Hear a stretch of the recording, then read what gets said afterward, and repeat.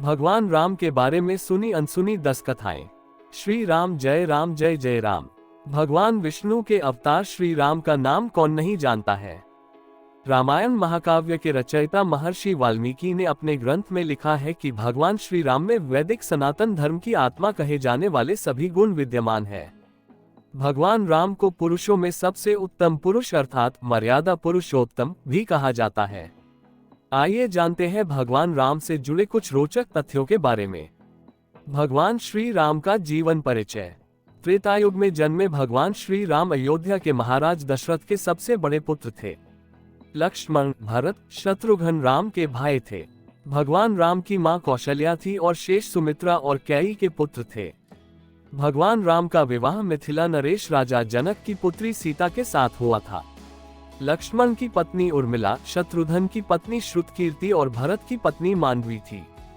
विवाह के पश्चात भगवान राम को राजा दशरथ ने रानी कैकेयी के कहने पर 14 वर्ष के लिए वनवास पर भेज दिया था, क्योंकि एक वचन के अनुसार कैकेयी राजा दशरथ से कुछ भी मांग सकती थी। तो रानी कैकेयी ने दासी मंदोदरी के उकसाने पर भरत को अयोध्या का राजा बनाने और राम को वनवास देने की इच्छा जताई और पिता की आज्ञा का पालन करके भगवान राम सीता और लक्ष्मण के साथ वन की ओर चले गए। भगवान श्री राम का महत्व। ब्रह्मा, विष्णु तथा महेश में से भगवान विष्णु ने संसार की भलाई के लिए कई अवतार लिए हैं। भगवान विष्णु द्वारा कुल 10 अवतार लिए गए, जिसमें से भगवान राम 7वें अवतार माने जाते हैं और यह अवतार भगवान विष्णु के सभी अवतारों में से सबसे ज्यादा पूजनीय माना जाता है। भगवान श्री राम के बारे में महर्षि वाल्मीकि द्वारा अनेक कथाएं लिखी गई हैं। वाल्मीकि के अलावा प्रसिद्ध महाकवि तुलसीदास ने भी श्री राम के महत्व को लोगों को समझाया है। भगवान राम ने कई ऐसे महान कार्य किए हैं जिसने हिंदू धर्म को एक गौरवमयी इतिहास प्रदान किया है। भगवान विष्णु ने राम बनकर असुरों का संहार करने के लिए पृथ्वी पर जन्म लिया। भगवान श्री राम ने मात्र घटाव पितृभक्ति के चलते अपने पिता राजा दशरथ के एक आदेश पर 14 वर्ष तक वनवास काटा। नैतिकता, वीरता, कर्तव्यपरायणता के जो उदाहरण भगवान राम ने प्रस्तुत किए वह बाद में मानव जीवन के लिए मार्गदर्शक बन गए। एक कुशल और प्रजा हितकारी राजा थे राम। भगवान राम अपनी प्रजा को हर तरह से सुखी रखना चाहते थे। उनकी धारणा थी कि जिस राजा के शासन में प्रजा दुखी रहती है वह राजा नरक भोगी होता है। महाकवि तुलसीदास जी ने रामचरितमानस में रामराज्य की विशद चर्चा की है। माना जाता है कि अयोध्या में 11,000 वर्षों तक भगवान राम का दिव्य शासन रहा। आदिवासियों के भगवान श्री राम। वनवास के दौरान भगवान श्री राम ने देश के सभी आदिवासियों और दलितों को संगठित करने का कार्य किया और उनको जीवन जीने की शिक्षा दी। उन्होंने देश के सभी संतों और उनके आश्रमों को राक्षसों, दैत्यों के आतंक से बचाया था। अपने 14 वर्ष के वनवास के दौरान भगवान राम ने भारत की सभी जातियों और संप्रदायों को एक सूत्र में बांधने का कार्य किया। चित्रकूट में रहकर भी उन्होंने धर्म और कर्म की शिक्षा दीक्षा ली।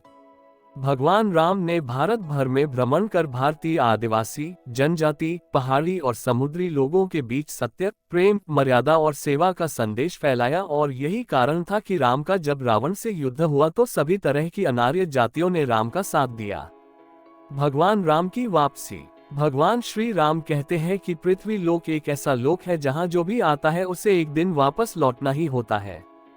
ठीक इसी तरह श्री राम भी अपना मानवीय रूप त्याग कर अपने वास्तविक स्वरूप विष्णु का रूप धारण कर बैकुंठ धाम की ओर चले गए। भगवान राम के बारे में सुने अनसुने 10 किस्से। 1. वनवास के समय भगवान राम 27 साल के थे। 2. लव और कुश राम तथा सीता के 2 जुड़वा बेटे थे। 3. राम रावण युद्ध के समय इंद्र देवता ने भगवान श्री राम के लिए दिव्य रथ भेजा था। 4. भगवान श्री राम ने पृथ्वी पर 10,000 से भी अधिक वर्षों तक राज किया। 5. भगवान राम का जन्म चैत्र नवमी में हुआ था, जिसको भारतवर्ष में रामनवमी के रूप में मनाया जाता है। 6. भगवान राम ने रावण को मारने के बाद रावण के ही छोटे भाई विभीषण को लंका का राजा बना दिया था। 7. गौतम ऋषि ने अपनी पत्नी अहिल्या को पत्थर बनने का श्राप दिया था और इस श्राप से भगवान राम ने ही उन्हें मुक्ति दिलाई थी। 8. अरण्य नाम के एक राजा ने रावण को श्राप दिया था कि मेरे वंश से उत्पन्न युवक तेरी मृत्यु का कारण बनेगा और भगवान राम इन्हीं के वंश में जन्मे थे। 9. माता सीता को रावण की कैद से आजाद कराने के लिए रास्ते में पड़े समुद्र को पार करने के लिए भगवान राम ने एकादशी का व्रत किया था। 10 वनवास वापसी के बाद भगवान राम के अयोध्या वापसी की खुशी में अयोध्यावासियों ने दीप जलाए थे, तब से दिवाली का त्योहार मनाया जाता है। दोस्तों, कहानी अच्छी लगी हो तो और ऐसी कहानी पढ़ने और सुनने के लिए इंस्पायर्ड स्टोरीज 1803 चैनल को सब्सक्राइब करके घंटी बेल को दबा दो।